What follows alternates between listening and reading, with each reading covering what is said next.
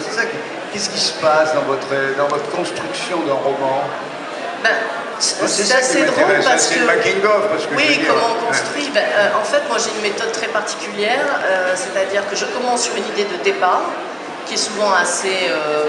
qui représente que quelques chapitres dans le livre, et après c'est en me mettant à écrire, donc en commençant à créer mes personnages, à les développer, etc., que les idées viennent, que l'histoire se construit donc au fil des chapitres. C'est-à-dire que quand je commence, j'ai pas du tout mon histoire qui est faite. Vous n'avez pas le plan chapitre par chapitre. Voilà. Et donc, du coup, est-ce que c'est pour ça aussi que ben, je laisse mon imagination vraiment aller où elle veut,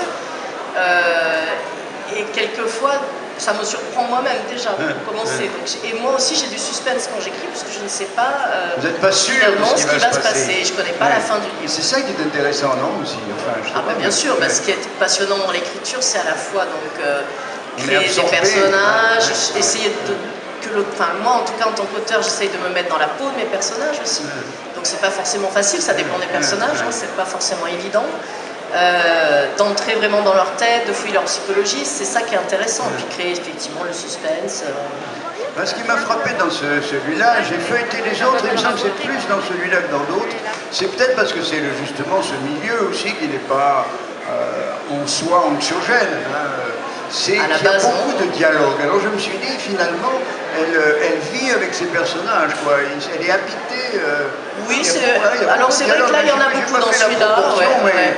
Franchement, quand vous verrez, si vous feuilletez d'un coup, là, dans tourner les pages, il y a beaucoup de dialogue. Je me suis dit, ça, c'est vraiment quelqu'un qui est habité par le personnage,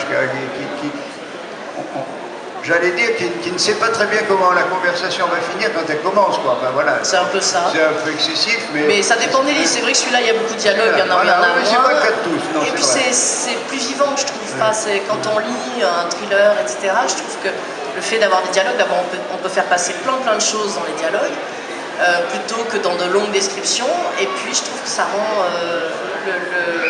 la lecture plus vivante, plus dynamique peut-être. Mais alors il y a aussi les faits de société,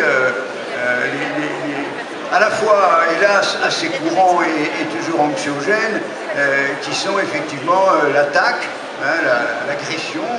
Là, le livre commence par une agression. C'est ça le point de départ dans votre esprit, où vous dites je vais travailler là-dessus, ou bien... Et puis il y a un deuxième élément qui est un viol, quand même. Alors bon, on le sait que tard, mais... Oui, mais ça, justement, on n'en parle pas trop, pour pas gâcher trop le suspense. D'ailleurs, j'en vois qui râle. On peut très bien le savoir en commençant le livre, ça change rien. Oui, enfin bon, disons que... oui, on parle de cette agression sur cette jeune femme qui va tout déclencher. C'est un livre des femmes, Oui, c'est une femme qui l'a écrit, mais de toute façon... Moi, ça ne me pose aucun problème d'écrire des personnages masculins ou même de me mettre dans la tête des personnages masculins. Et dans mes livres, j'ai fait un peu les deux. Là, c'est vrai que c'est un livre où les femmes, finalement, sont plus en retrait, mais c'est... comment dire, elles sont très importantes, même si les deux personnages principaux sont deux hommes. Mais en fait, en toile de fond, les personnages les plus importants, c'est deux femmes. Oui. Ils font du mal aux femmes. Non, pas forcément. Si, quand même. Là, vous allez vous attirer les foudres. On n'est pas d'accord sur la façon dont on fait du mal aux femmes, mais... Non, parce que ça dépend de quels deux personnages on parle. Oui, c'est là, on a le chirurgien et le garde du corps. Voilà, donc... mais c'est les deux personnages principaux. Il y a un bien et un moins bien, quoi. Voilà. On vous en dira pas plus, là, parce que déjà, on a dit... Non, on ne dira pas plus. Non, mais c'est un livre extrêmement vivant, justement, peut-être par ses dialogues. Moi, j'ai été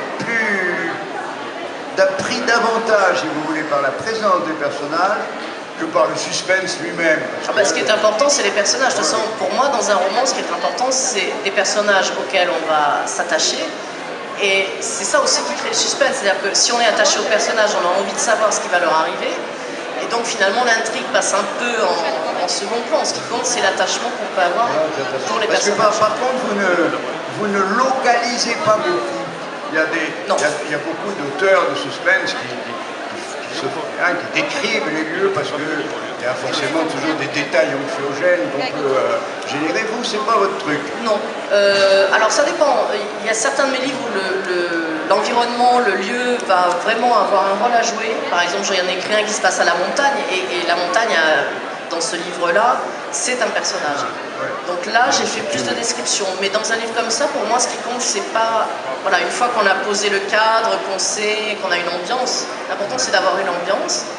Mais c'est pas, pour moi, c'est pas la peine de rentrer dans des descriptions à n'en plus finir du décor, de la ville, voilà, de l'environnement. Il y en a qui aiment ça aussi, hein. Bien sûr, il y a des lecteurs qui aiment ça, il y a des auteurs qui aiment ça, mais moi non. Donc... Alors, est-ce que vous avez beaucoup de retours des lecteurs? Oui, oui. Parce que c'est quand même un sacré lectorat, est-ce que ça revient? Oui, oui, j'ai des retours sur les salons, justement. Il y a des gens qui reviennent me dire ce qu'ils ont pensé. Par exemple, si c'était venu l'année dernière, m'acheter l'avant-dernier, etc. J'en ai aussi par mail, par internet. Voilà, oui, j'en ai même qui m'écrivent des lettres papier, ça existe encore. Ça devient de plus en plus rare, mais oui, ça arrive encore. Ça fait plaisir d'ailleurs. Oui, bien sûr. Et est-ce que il y a des idées d'écriture qui viennent des lecteurs? Ah, pour l'instant, c'est jamais arrivé, mais qui sait, un jour peut-être. Voilà, alors, si vous voulez voir comment Karine Gebel transcrit une suggestion, allez-y, n'hésitez pas. Vous êtes pour les 2 jours au salon, là? Ah non, je suis là qu'aujourd'hui. Qu'aujourd'hui, alors profitez-en, alors cet après-midi, c'est le dernier carat, pour lui faire signer son livre, De force. Alors, il y a, je voulais lui demander l'explication du titre, mais il y a plusieurs explications. Oui, voilà. En fait, c'est un titre qui, à plusieurs titres, justement, peut s'appliquer au roman.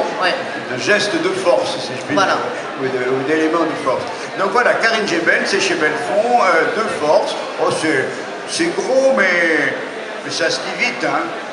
Ah, moi, je l'ai mis plusieurs mois à l'écrire, mais certains me disent que ça se dit en une nuit, 500 3 pages. jours, ça Voilà, c'est toujours le problème des livres de 500 pages, c'est qu'ils sont lourds pour lire au lit.